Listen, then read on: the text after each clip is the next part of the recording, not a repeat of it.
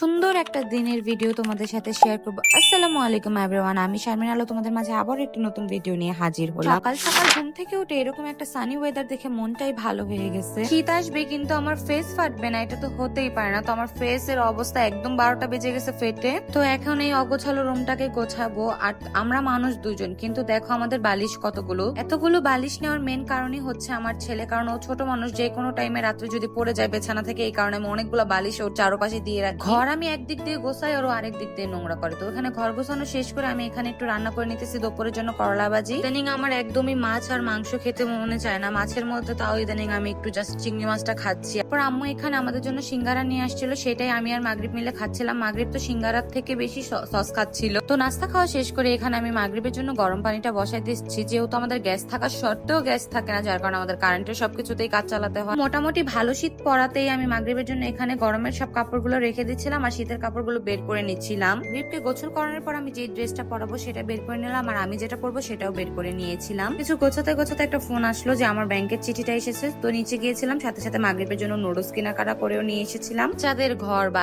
এক জায়গা দিয়ে গোছালে আরেক জায়গা দিয়ে নোংরা হয়ে যায়। দেখেন আমার পড়ার টেবিলের অবস্থা, এখন আর পড়ার টেবিল নেই, মাগরিবের খাবারের টেবিল হয়ে গেছে। তো ওইটা গোছানো শেষ করে আমি আমার গোছল নিয়ে মাগরিবকে গোছল করে এখানে আমি আমার স্কিন কেয়ার করতে চলে এসেছি। বিশেষ করবেন শীতের মধ্যে আমার এত ইরিটেটিং লাগে না যতটা শীত পড়ার আগে আর শীত যাওয়ার সময় আমার এত বিরক্ত লাগে। পুরো ফেস গুলো একদম টান টান হয়ে থাকে আর ফেটে ফেটে থাকে। আমার ফেস তো এমন ভাবে ফেটে গেছে যে আমি কিছু ইউজ করতে পারি না, যেটা দিয়ে সেটাতেই জ্বালা পড়া করে, যার কারণে আমি এখানে মাগরিবের যে ক্রিমটা মানে বেবি ক্রিম ওইটা ইউজ করে থাকি আর শুধু পমেট ইউজ করি। এই জিনিসটা আমার কাছে একদম বেস্ট লাগে, এটা লাগায় রাখলে আমি একটু রিকভার করতে পারি। এছাড়া আমার অবস্থা একদম 12টা বেজে যায়। তোমরা আগেই দেখেছিলা যে আমি দুপুরের জন্য করলা ভাজিটা করে রেখেছিলাম, আর এখানে আমি গরম গরম বেগুন ভেজে নিচ্ছি। বেগুন ভাজা আমার ভাতের সাথে অনেক ভালো লাগে, আর যেহেতু ইদানিং আমার কিছুই খেতে মন যাচ্ছে না, যার কারণে আমি এই সবজিগুলাই ট্রাই করতেছি। বেগুন ভাজতে ভাজতে আর মাগরিবকে আম্মুর কাছে খাবার খাওয়াতে দিয়ে সেখানে আমি তোমাদের সাথে এসে আমার রুমের ভিডিওটা শেয়ার করতেছি। আমি হচ্ছে আমার রুমটা শিফট করেছি। আমি হচ্ছে আমাদের ফ্ল্যাটের মাঝখানের রুমে ছিলাম, সেদিক থেকে আমি কর্নারের রুমে এসেছি, কারণ মাঝখানের রুমের